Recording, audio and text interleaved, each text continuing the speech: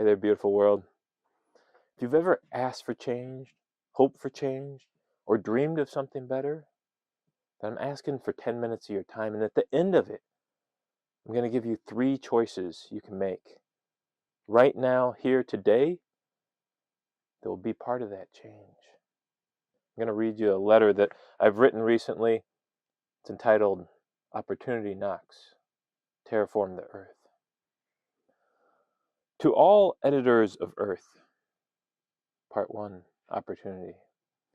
Opportunity is knocking. Can you hear it? Year after year, the western U.S. states have been experiencing drought. And with each year, more wildfires come. Last summer, it seemed like the fires might never end, spreading to areas untouched in recent history. With each passing year, the discussion of reservoir water levels not meeting our potential water demand have grown. Each year, we wonder where the Colorado River will stop. At last, the snow fell, and like the age-old expression, when it rains, it pours, foot after foot of snow fell where you might least expect it. Over every foot-covered acre, 65,000 gallons of water will slowly melt away, saturating the ground, filling the streams and reservoirs. Rocky beds that have not run in years will become streams, and dry land will remember days long ago. I am ever so grateful. Are you? Or are you one of those who have given up on Earth, started dreaming of the escape to Mars, terraforming its rocky landscape with any water you will find? Yes, the challenge is appealing. We could save the day if our own Earth gets too grim. We would pack up and find some other land. Yeah, it does seem grand, and I won't try and stop you. But if we think we could do it there, then why not practice here, where our own rocks are bare, and since we have the seeds and the snow and our own atmosphere? Since we're right here, let's terraform the earth. Call it practice, call it essential, call it what you may. But opportunity is clearly knocking here. Part 2, Transformation. In 1999, I took my first solo trip west. I drove through snow and ice and crept through a blinding blizzard and crossed the Continental Divide to arrive at Snow Mountain Ranch. I arrived in the middle of the night storm, but when I woke up the next morning at over 8,000 feet to bright blue skies, fresh snow everywhere, and pine-covered mountains, I felt like I was in heaven. When I returned 5 winters later, pine beetle had entered the area, and I saw for the first time that blue-tinted wood on fallen lodgepole pines, the signature mark of an apparently unstoppable infestation. My third trip back to Snow Mountain Ranch in 2006 nearly made me cry. Whole forests had disappeared. The winding entry road had lost its magic, just pointless curves around a gravel field. The expanse was clear, and I could see the once hidden buildings ahead. All was surrounded by a yellowish sea of stone. Years passed until I returned again in 2021. And while I was gone, after the pine beetle had done its vast destruction, leaving what was once green and pristine, dead or gone, fire ripped through the Fraser Valley, taking all that remained. Destruction was complete. But when I drove in, I nearly jumped for joy to see that road again. For all along its path were young pine trees. Some were at my knees, and some were to my waist, and some were just 4 fingers high. Fire had activated the pine seeds, and Snow Mountain Ranch had chosen to plant thousands of saplings in the ground. But between the two united forces, it was clear this forest I loved was back alive. I was born in Iowa, the state with the distinction of having the lowest percentage of remaining native land, less than 1/10 of 1% of tall grass prairie that was here when the settlers came and found its fertile ground is left. Moreover, the 6+ feet of rich topsoil has mostly been blown and washed away. For many years I shared a common thought that we had destroyed what was and what was supposed to be.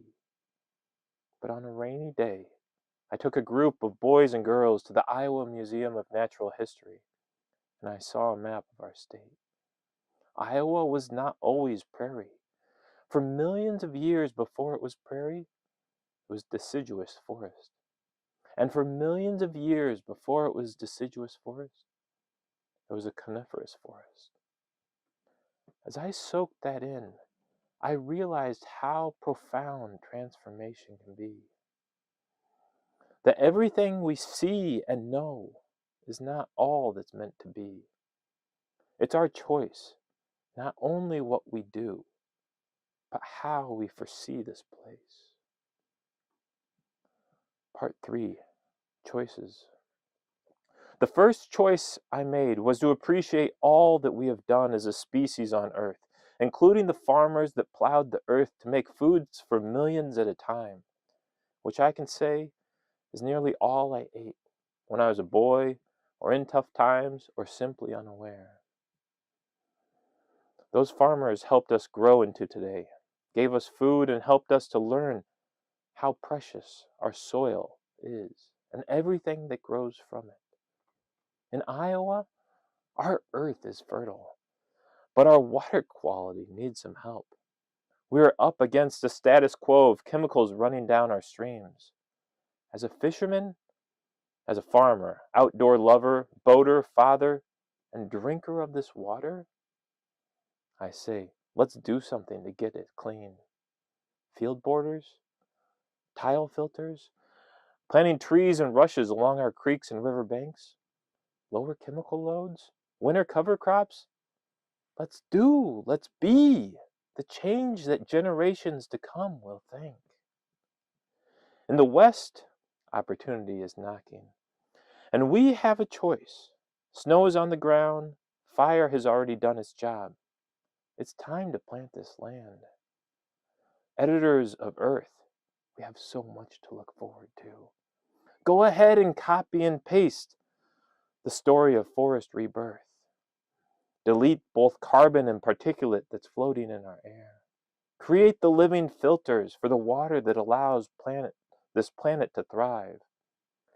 In doing so, we will write the best story ever told, paint new landscapes never seen, and find the joy that terraforming Earth will bring. Here are 3 choices you can make right now to terraform the Earth.